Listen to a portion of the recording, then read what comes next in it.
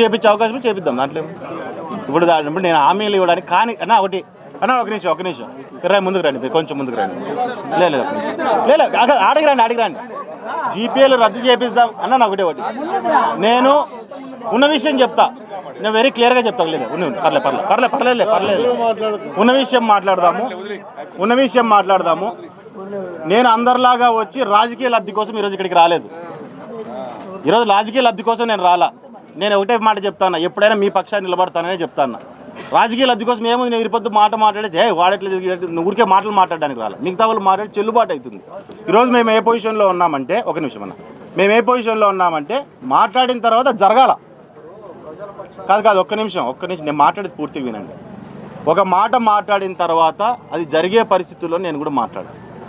ఇప్పుడు జీపీఎల్ గురించి మీరు మాట్లాడుతున్నారు, అది క్యాన్సిల్ చేయించే అవకాశం ఉందంటే ఖచ్చితంగా అందరూ కలిసి పోరాడదాం. దాని మీద దాన్ని చేయించే ప్రయత్నం. కోర్టులో ఉన్నదానికి నేను డెసిషన్ నాది కాదు, కోర్టు డెసిషన్.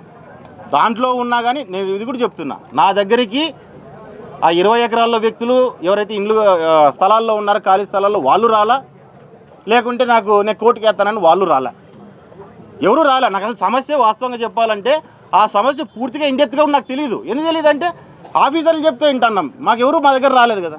ఎవరైనా చెప్పినారా? ఎవరన్నా వచ్చి చెప్పినారా? రాలే కదన్నా.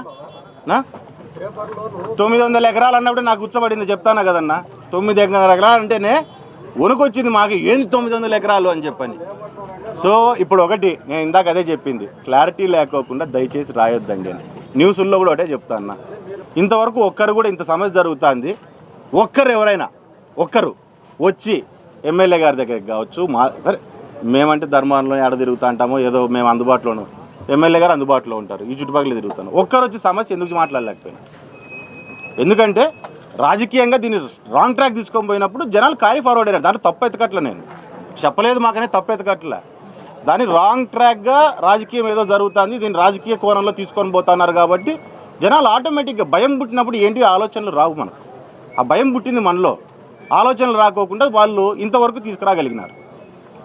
సో దీని గురించి నేను చెప్తున్నాను. బుధవారం రోజు దయచేసి, ఎందుకంటే పెద్దలు ఇలాంటి వాళ్ళు చాలామంది ఉన్నారు, దీని గురించి ఐడియా ఉన్న వాళ్ళు కూడా ఉంటారు.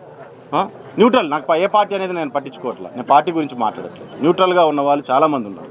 వాళ్ళు ఎవరైనా సరే దయచేసి ముందుకు రండి, కూర్చొని దాన్ని ఎట్లా సాల్వ్ చేద్దామని కూర్చొని డెసిషన్ తీసుకుందాం.